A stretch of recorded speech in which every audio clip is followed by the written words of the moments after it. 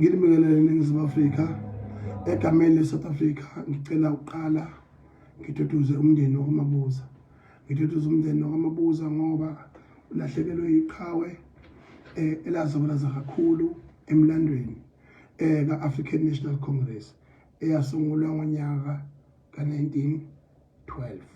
Unyaka ka-1912 labahlangana khona eMangaung uDr. Seme oLangalibalele nabo bonke abantu namakhosi. Uzokhumbula ukuthi bakwazi ukuthi belwele izwe laseNingizimu Afrika egameni lokuthi beziqiniseko sokuthi iNingizimu Afrika izwe layo libhilonga kumakhosi emveni kokuthi sekuhlulekeke isikhathi eside kakhulu ekuthenini iSouth Africa ingakhululeki emveni kwesikhathi se-apartheid regime.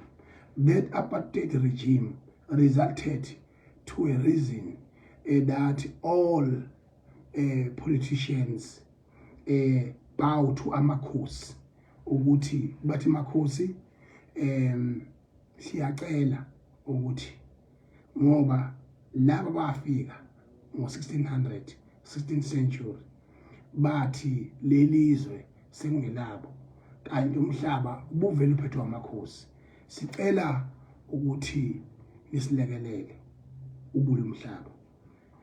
Isiloke udini izulu sabe sesihlanganisa amakhosi wonke sathi umhlaba ngowethu, umhlaba ungawakwaZulu, umhlaba ungaseNingizimu Afrika. Asihlanganeni-ke ngoba nina nifundile, hambani nisikhulumele nabo ukuze sikwazi ukubuyisa izwe lethu. Yingakho i-involvement yamakhosi was crucially important in terms of liberation of this country since the dawn of apartheid. And then-ke uyakhumbula ukuthi emveni kwalokho kwaphatha ubaba uLangalibalele, uDr. Seme, ubaba uLuthuli nabanye ubaba Oliver Tambo. Ngicabanga ukuthi umongameli who's the most serving president in an African National Congress history. Ngoba he was the president maybe close to 10 years. I'm subject to be corrected, but the history is just that everything I say and that I know is just on head. I don't read anything, I don't read any species. I just express the feelings of myself and the feelings of the nation and the truth about who we must supposed to be. Siyakhala manje. Siyabonga kakhulu ukuthi iNingizimu Afrika ikwazile ukumhlonipha ubaba eUDD ngendlela amhloniphe ngayo ngomncwabo wezwe abevele deserve. He's a former chairperson waseMpumalanga, uphatha ngobunono kaZalandile Phungu, wagcina i-deputy president, bamlwisa baze bamdlisa kodwa uNkulunkulu wamsindisa, balekelelana nensizwa aphila nazo ngokuzabalazela izwe, waya nasemazweni angaphandle okwagcina elekeleleka, kodwa-ke ugolile wasishiya. Sithi akalala ngoxolo baqhawe kithi nifike nibatshele ukuthi kubi, siyakhala ngoba nathi siyobatshela futhi. And uhamba ngenyanga ebucayi kakhulu, inyanga yamadoda okuyi-men's month, okuyiyona uJulayi. uJulayi awuphinde unganga nje waba yi-men's month. uJulayi uze ube yi-men's month. Ngikhumbula kahle ukuthi kwakune-meeting okhosini, umlamuli kaNxele marketing manager esungula imashi eyayiholwa u-MC wakwa-health ubaba uDlomo, uSibongiseni Dlomo, ukuthi cha amadoda wemashi. Wayesethi cha baba, ngoba abesifazane banayo inyanga yabo, sicela ukuthi le nyanga kaJulayi siyenze kube yamadoda. That was an initiative done by ubaba uMlamuli Nxele. Amandla umuntu awadliwa kwaZulu, kufanele iqiniso selikhuluma isikhathi salo sikhulume futhi. then we advertise through Cause FM ukuthi uJuly sekuyimen's month. Akagcinanga ukuchaza lokho, wagcina ukuchaza through ukuthi uWes noMandela wazalwa ngayo lenyanga kaJuly, okukhombisayo ukuthi ngempela amadoda aqotho amila atshalwa ngalesi sikhathi sikaJuly. Siyabonga kakhulu kulokho uMlamuli Mfokanxele akwenzayo. Njengoba kuyimen's month, amadoda abeqotho ahloniphe futhi ayimele imizi yawo, alimele neqiniso, angavumi ukuhlukunyezwa noma esibhaxabulwa ahlukunyezwe. Umthetho ukhona ukuvikela wonke umuntu, awuvikeli uhlanga oluthize kuphela noma ubulili obuthize kuphela. Bese ngiphinde ngincoma kakhulu ukuthi sise Cape Town, izela eCape Town ngenhloso eyodwa yokuthi kune march, imashi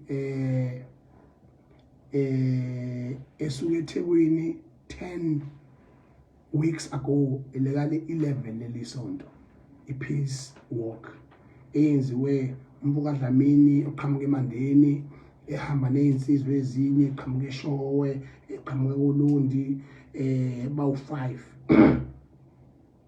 Ngibonga kakhulu to all white Afrikaners and to all white people and the black people, but the most white people who have supported these young kids marching for peace in our country, because you use the voice to make sure that you put your input ekuthenini kwazeke ukuthi nawe ubeke iche esivivaneni. Isivivane ngaseyi umuntu oweyayo uthi lo wayebeka lelincane kangaka wayiqondeni ukuthi isivivane sona ke yaseyi. Siyabonga lokhu okwenziwe lezinsizwa. Ngiyazi ukuthi abantu abamnyama nabaningi nabanye abagxekayo khona nje osibumbu ngomlomo laba abaphilela ukugxeka usuku nosuku, abazi ukuthi bathini, bagxeka ukuwalka kwezingane ezincane kodwa amazidla ama-drugs abasho lutho. Bagxeka ukuwalka kwezingane ezincane bathi khona into eqhamukile ethize, abantu abadala beseyixoxa leyo nto leyo, base bethi hayi kufanele manje leyo nto leyo izingane zifele entabeni. Eyodwa yazo nje ibuya ICU, yaphindela eThekwini, yaphinde yabuya. Abantu who should be supported. Unfortunately, they were not supported the way we are supposed to be supported. Our government is too stressed. Kodwa asikwazi ungayibonga insizweni siyimemeza isabele. Asikwazi nje ungabonga insizweni siyimemeza isabele. Nebe sikhuluma nazo noGwajuwe izolo, silwa nazo ngoba silale phandle. Namhlanje nje siyaqala ukubona indonga sehotela la eStellenbosch. Njengamanje uma ngikhuluma nje iseStellenbosch. Kubo wabo laba abantu abasiphuca umnotho, kubo bona ngizoba phahla labo basiphuca umnotho. Njengoba ngaceba uhulumeni, ngaceba ubukhosi, ngaceba nina ukuthi nikhothamela izinja zaseStellenbosch ezaphuca umnotho ezweni laseNingizimu Afrika. Njengamanje ke I am addressing live in Stellenbosch, ilapho engikhona njengamanje. Ngiyabonga kakhulu kuPresident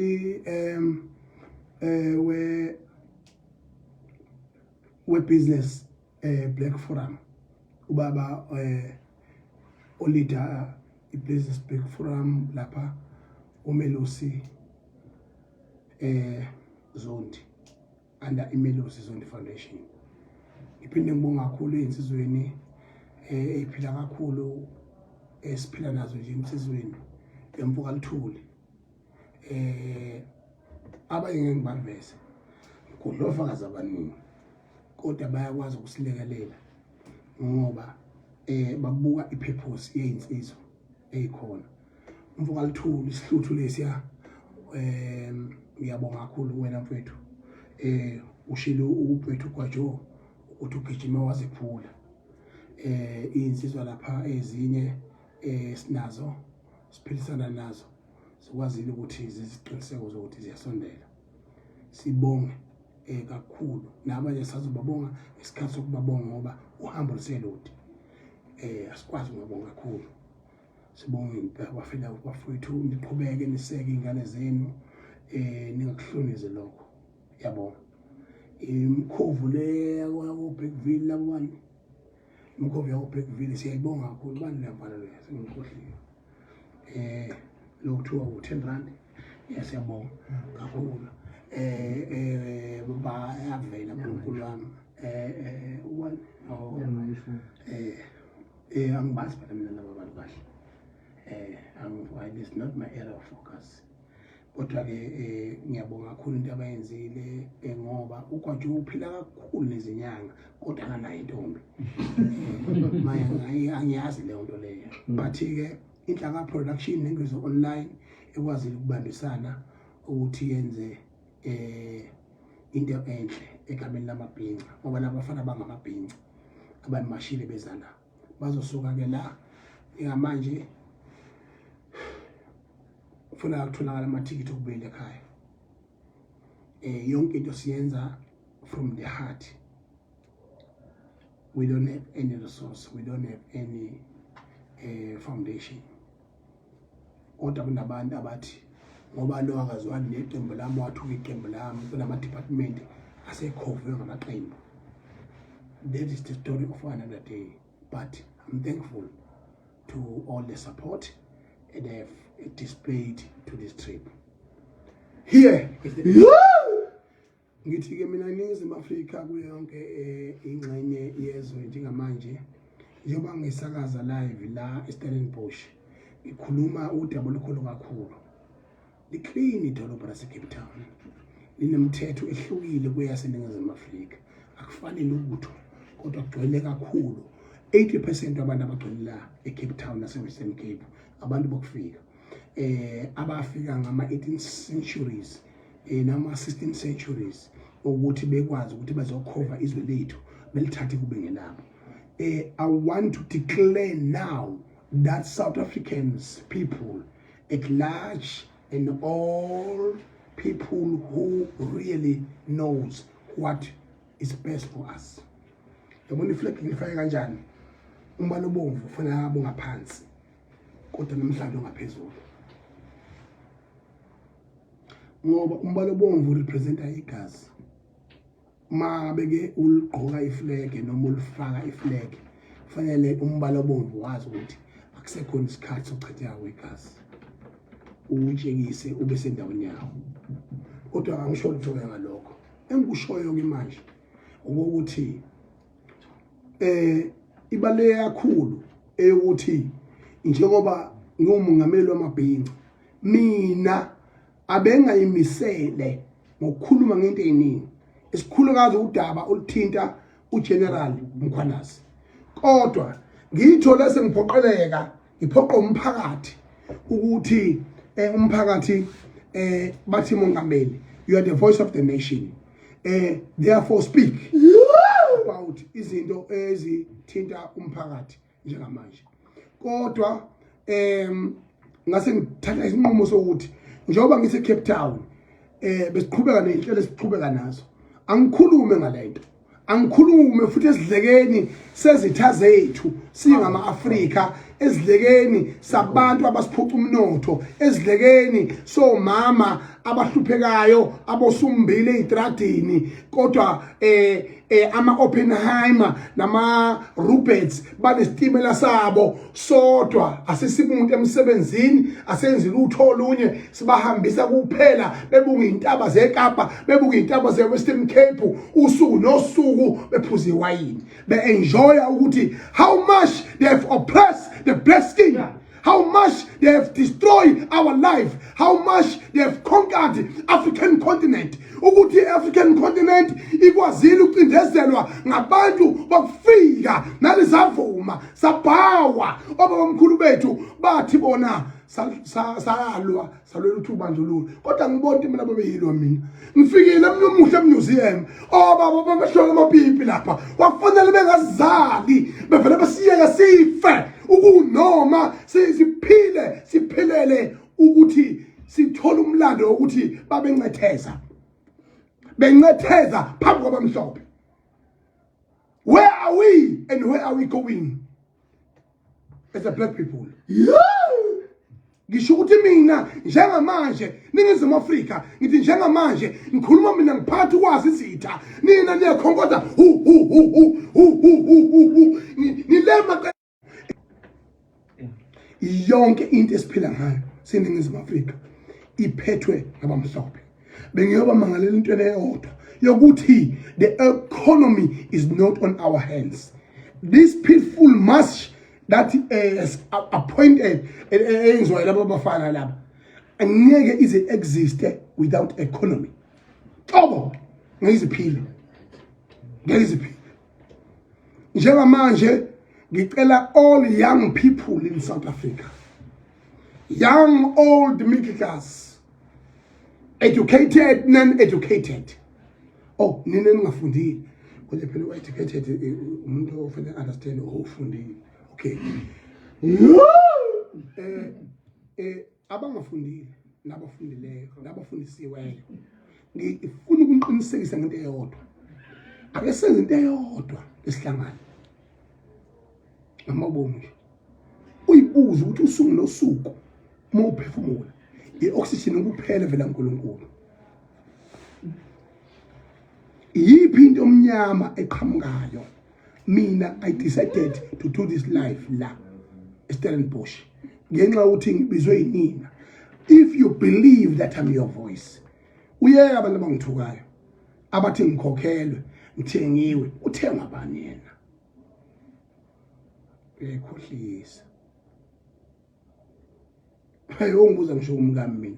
Ugcina ungihle ambhede, ugcina ebhedeni ezinyo lami mina. Kwasa nje kangasi. Anginayo imisikole mina nje. I miss you baby. Miss you for what? Mangithola mina message umbazela khona izinele ligulayo noma uphathele isonto lemoto ethize. Anginaso lo sikhathi nje because I was sent to be a leader and to make sure that I lead the nation. I miss you baby. I don't work with that nonsense. But you feel umkhulule uyobona abakhethiweyo abangakhethiwe bombona ngasekho umkhulule. Ngithi ke mina njengamanje nganza kwethu ngithi sekwesikhathi and isikhathi sesifikile. General Mkhwanazi Nkosi, I will be very simple. Mangikhuluma ngawo mina. Ngiyazi ukuthi you have created an instability in the country, General Mkhwanazi, and you have created a fear in the country. But thina njengabantu bakwaZulu siyamazi umuntu wakwaZulu, siyabazi uZulu phela i-capital city of South Africa. Kodwa ukuthi ngoba iyaphikwa fanele ukuthi kubonakale ngokuvumbuka ko-MK inyanyise imoshe ezweni uze kubona ukuthi uZulu unamandla. Fanele ukuthi kuboshwe uZuma unyanyiseke ezweni konakala into eziningi uze sibonakala sinamandla. Kodwa belungu ngapha benza izitori ngoShaka Ilembe ezi-advertise okudlula yonke into ekhona phansi komthunzi welanga. Even people who are not born BengaMaZulu are the part of Ishaka Ilembe, but is the most watched and the most advertised ever in history of television, and is the most watched. Even worldwide, when you land internationally, they ask you, are you the Zulu? When you are saved from South Africa. We are the interest of the nation, and we have an impact. We have a visibility. We may be undermined, but you are doing that at your own risk. We are in charge. That's the attitude that General Mkhwanazi is carrying. General Mkhwanazi njengamanje akazange alingisa abahola abaningi ababakhona politically and in a workplace. Ngifuna ucaciseke ukuthi politically there is more freedom of expression, and freedom yakhona cishe ifane nathi njengabantu abawumphakathi abayilunga lomphakathi. Hayi nje bathiwa sideclare sithi singama enemies. Cha ngiyilunga lomphakathi nje mina. Nami ngiyilunga lomphakathi. Ukhubazekana ngevoice kanti ngithakashana. Bengizumleze kuphela mina. Into eyenzakalayo la ukuthi one mangabe ubuka ukuthi osopolitiki they have a freedom of expression bakuzikhuluma nami kanjani kodwa umuntu who is employed and appointed like uGeneral Tata Mkhwanazi is a very courageous of him to do so. He reminded me when I was working for SAPC Ukhozi FM. When I was oppressed ngayo yonke indlela ngicindezela ngayo yonke indlela ngadlubulundela ngishaba abaphathi engabathatha ngabasa ngaba introducer endaweni ezinkulu ngithi mina acknowledge ukuthi sebephethe lutho abazame ukubona lokho ukuthi nginamandla amandla amazovumbuka yese ngingaphandle namanje bangandamina kunalokho they are preaching the gospel ukuthi mina ngiyahlanya. Yes, I do. Ngiyahlanyeka khona yes kodwa ngendlela ekahle mina ngangibuka. It's up to you how you judge me. Finish. Into ebalekile njengamanje uMkhwanazi kunabakholi bezepolitiki akade bethi sokhuluma ngalinye ilanga akaze besho lutho. Kunalokho omunye wabo baningi omunye wabo baba uJacob Gedleyihlekisa Zuma wayelokho eshilo usuku nosuku ehlukumezeka kwa-ANC othi ukhuluma ngalinye ilanga.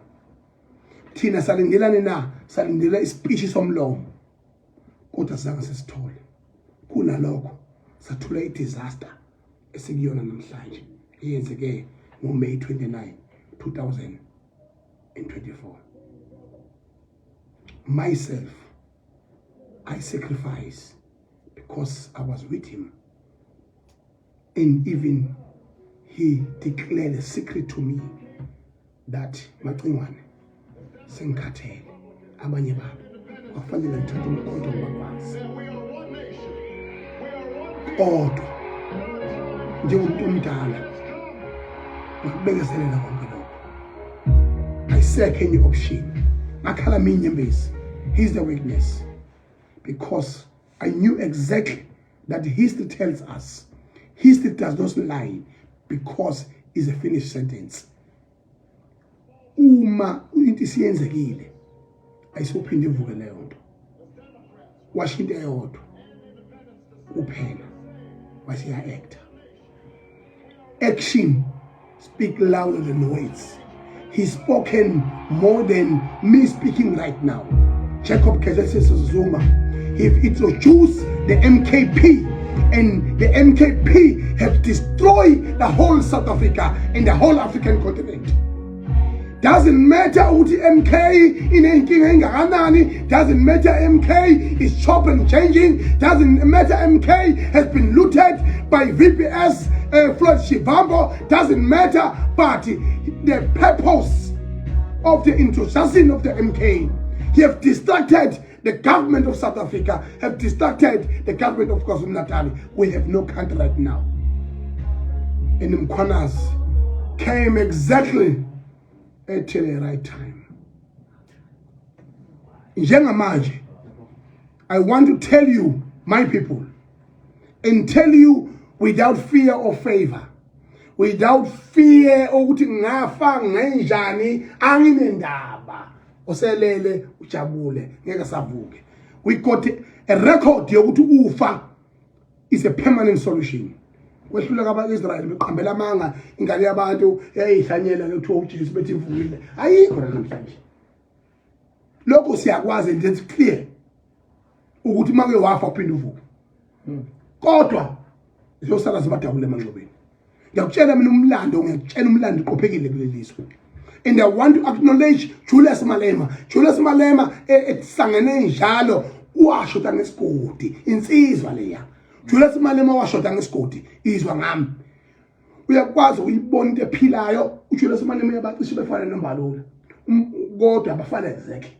uJulius Malema ineqiniso eliningi kakhulu liyopha iqiniso lakhe liyopha inxeba nje liyopha noma hlula itishi yabo kodwa wasuka wasonda abantu abarongo wasonda abantu balapho lapho kwaZulu kuthi inkunzi bekwe endaweni eyodwa siyade sibaze inkunzi sinye kwaZulu usonta thina uyophilaphi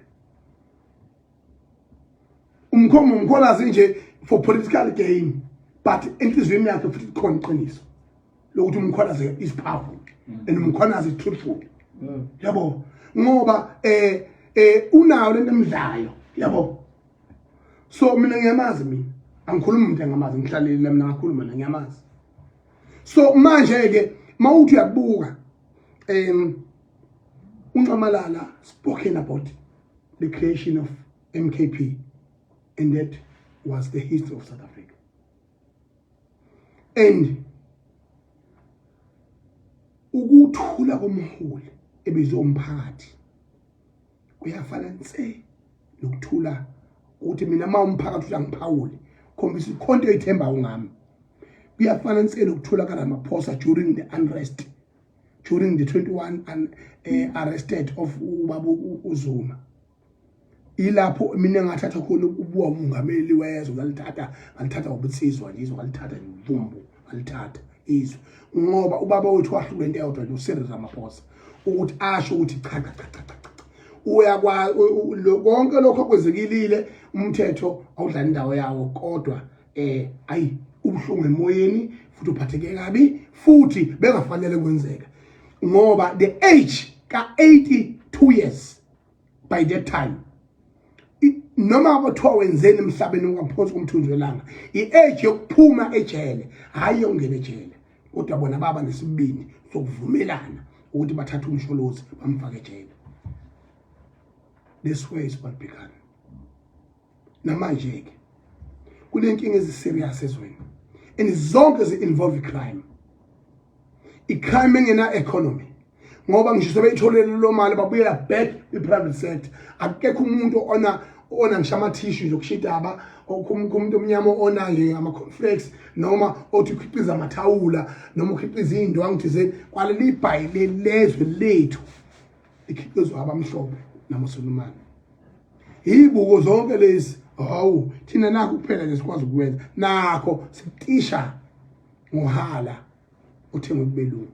It's an insult to the entire nation.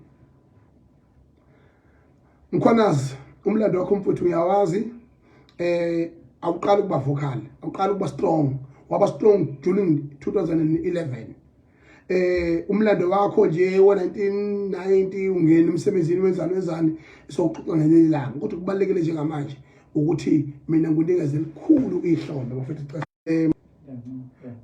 uyena ke umkhwanazi insizwa futhi engenalo irecord lokuthi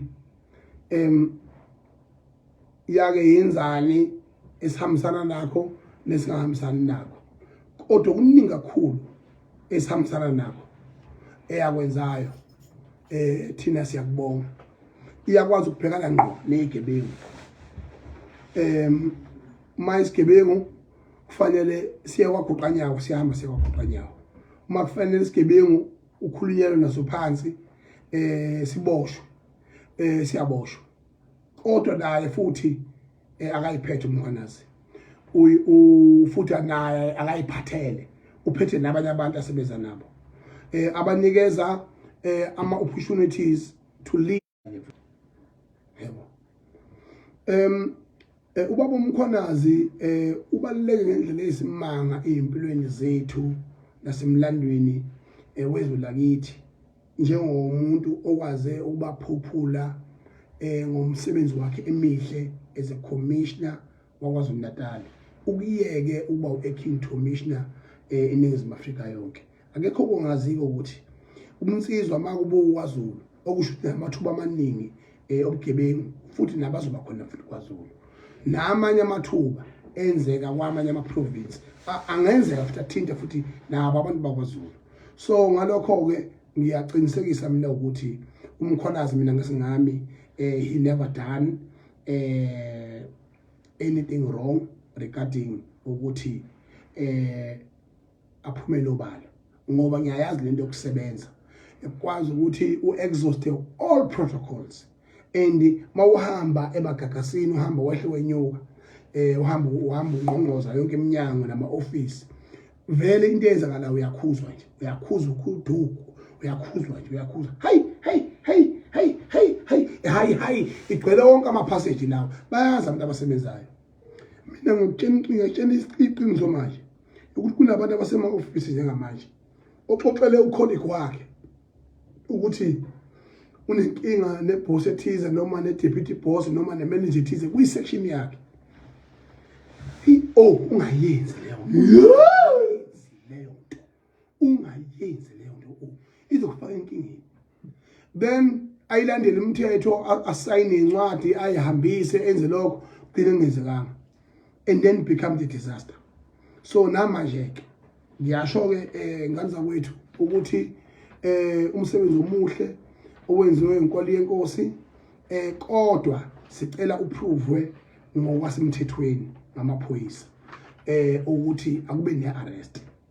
Laba bantu aba-excited ngendaba kaMkhwanazi nabanye abadumele ngayo nabanye abaphendulayo asikho kwi-element yokuthi ngiyaceba la.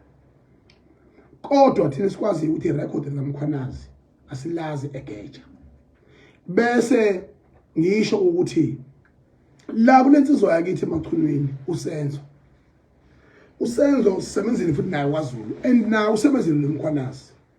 Usenze kusebenzeni kwakhe noMkhwanazi ephinde esebenze as uPremier KwaZulu-Natal no Department of Education. Umlando wakhe uba usikhotheni noweba asinawo. Kodwa futhi asinayo into eyomlando ebambekayo ngaye yokuthi nabo umnkunzi abenzayo. Umnkunzi bodwa kuphela mina obabenze usenzo kwaZulu, despite being the Premier and despite being the MEC of Education in this province of KwaZulu-Natal.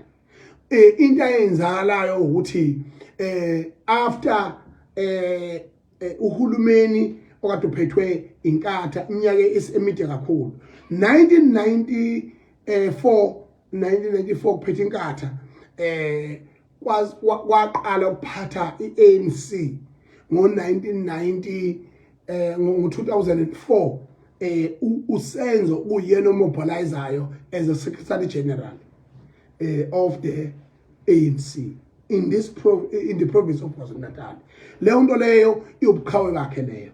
Ngakho-ke amandla umuntu awadliwa kwaZulu.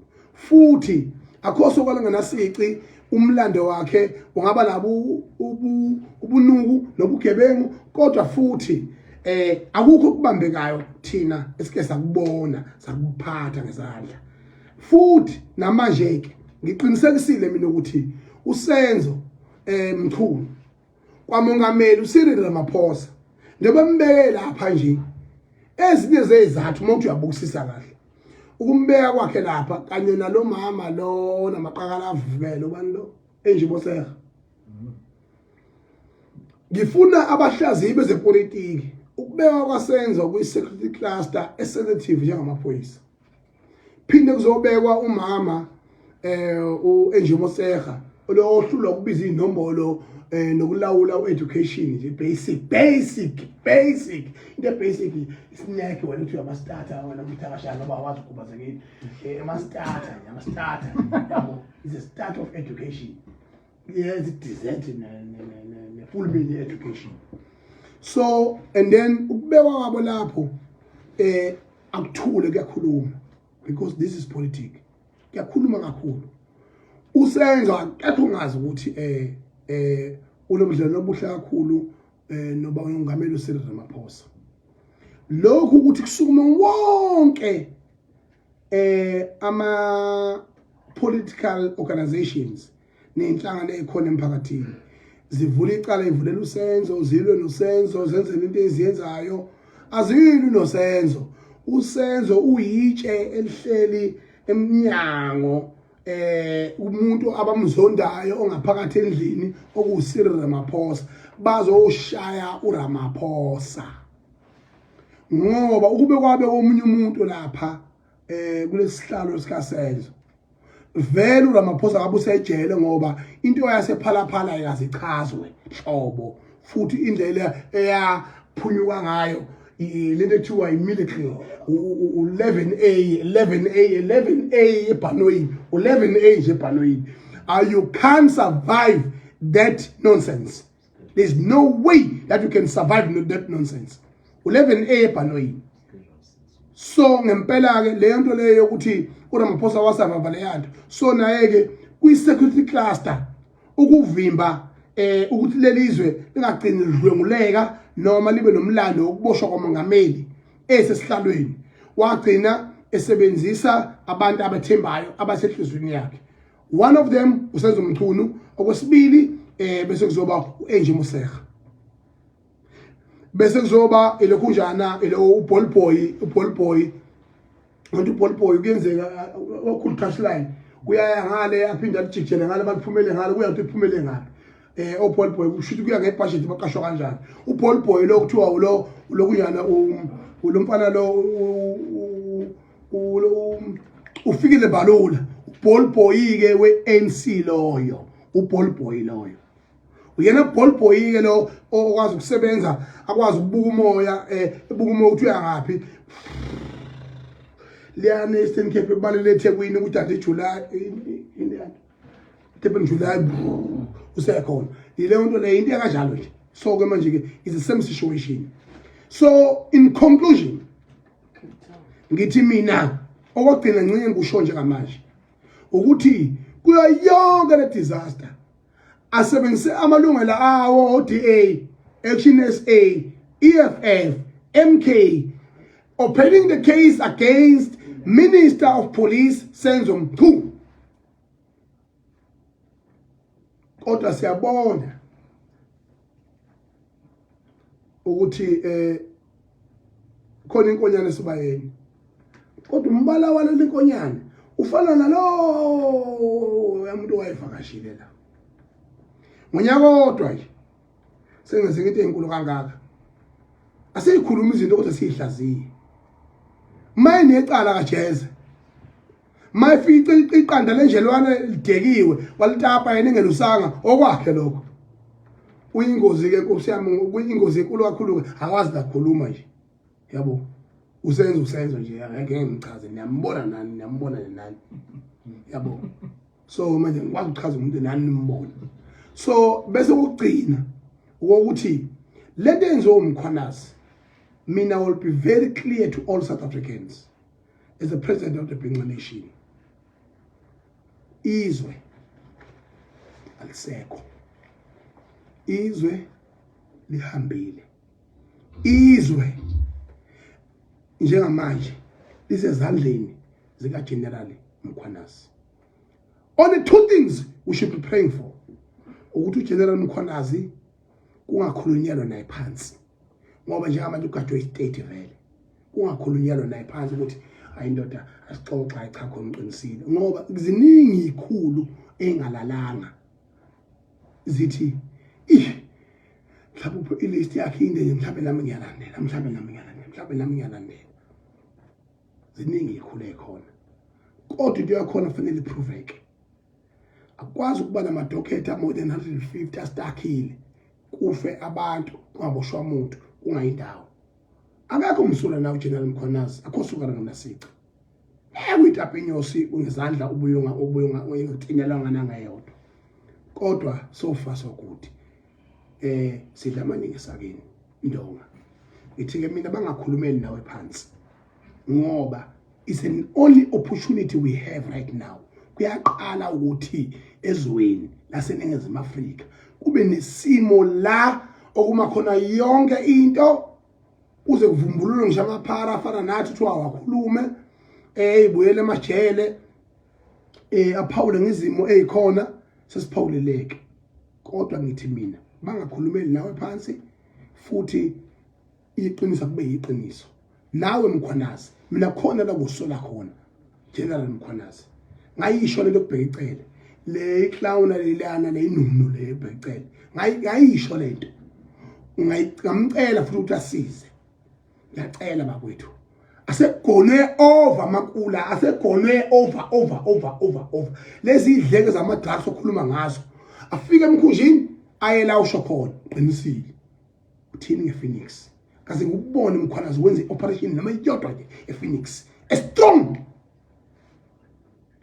Angakhulu angifuni ukufanisa ngeWestern Cape la ngikhona ngoba akho commissioner velela uvele izwe leliphandle nje mawusu national commissioner ke vele uzokwazi ukubhekana naso simo kodwa kwamanje ngithi mina angikaze ngibone uba serious nePhoenix nobheka icele kwayiziba iPhoenix wazi wahamba nomfowethu usenzo ngimtshenile ngePhoenix nginama record ngikhuluma ngePhoenix ukuthi amandiya agamenxe amandiya azosusa impi amandiya ayisa amandiya aqhaphaza abantu abamnyama amandiya aqhaphaza omama aqhaphaza obafowethu aqhaphaza wonke umuntu aze bazobabhansela ngabasemisho ngo3 hewa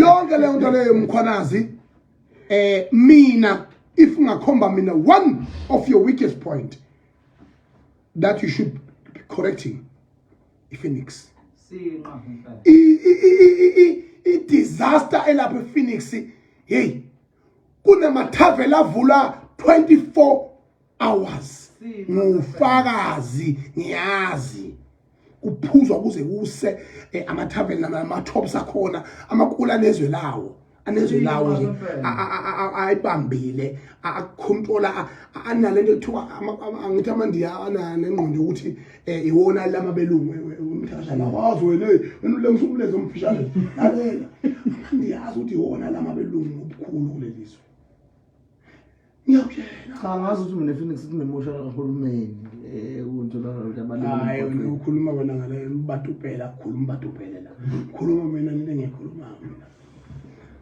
la amandiya azuthi wona lamabelungu obukhulu ingakho amandiya ekwazi ukuthatha isimo sasePhoenix I create ibe independent iChasworth and iWentworth mawuthi uyabuka laphana idleke zamadrugs elapha hantu azaziwa siyaziwa bayaholo mstation okusho ukuthi ngempela umkhwanazi le never ithintile kusekhona eminye imthambo equmbile la